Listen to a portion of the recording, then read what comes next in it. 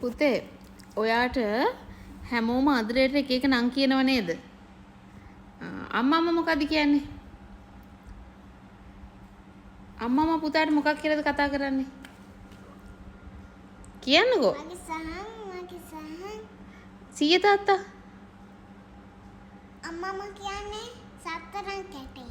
එතකොට සීය තාත්තා. සීය තාත්තා මගේ බෝම්බේ. එතකොට ලොකු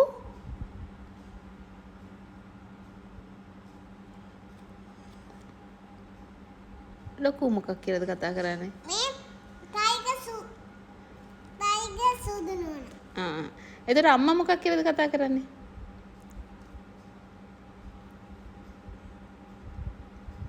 පුස්.